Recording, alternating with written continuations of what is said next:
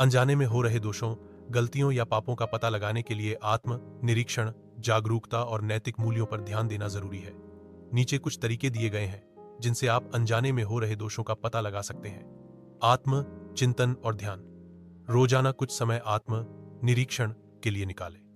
ध्यान या मेडिटेशन के माध्यम से अपने विचारों, भावनाओं और कर्मों का विश्लेषण करें। पूछें, क्या मैंने आज किसी को अनजाने में ठेस पहुंचाई, या क्या मेरे कार्यों का कोई नकारात्मक प्रभाव पड़ा। कर्मों का मूल्यांकन। अपने दिन के कार्यों को लिखें या याद करें। देखें कि क्या कोई ऐसा कार्य था जो अनजाने में गलत हो गया हो, जैसे किसी की भावनाओं को ठेस पहुंचाना या कोई गलत धारणा बनाना। उदाहरण, क्या आपने जल्दबाजी में कोई बात कही जो गलत समझी गई। दूसरों की प्रतिक्रिया पर ध्यान दें। लोग आपके व्यवहार पर कैसी प्रतिक्रिया दे रहे हैं। अगर कोई नाराज, चुप या असहज दिखता है तो शायद आपके किसी अनजाने व्यवहार ने उन्हें प्रभावित किया हो। उनसे खुले मन से बात करें और स्पष्ट करें। नैतिक और आध्यात्मिक दिशा निर्देश।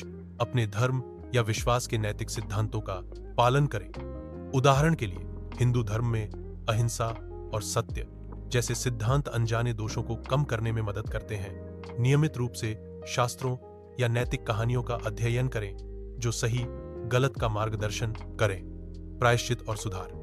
अगर आपको कोई दोष पता चलता है तो उसे स्वीकार करें और सुधार के लिए कदम उठाएं।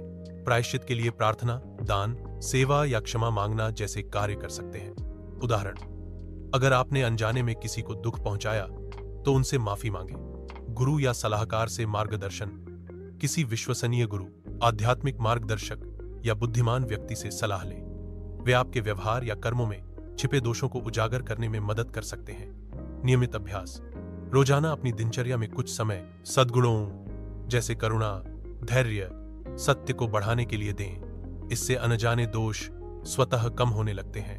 योग, प्राणायाम या भक्ति गतिविधियां मन को शुद्ध और जागरूक बनाती हैं। ध्यान दें, अनजाने दोषों को पूरी तरह खत्म करना मुश्किल है, लेकिन जागरूकता और सतर्कता से इन्हें कम किया जा सकता है। भारतीय दर्शन में कर्म योग और ज्ञान योग का पालन करने से अनजाने दोषों का प्रभाव कम होता है।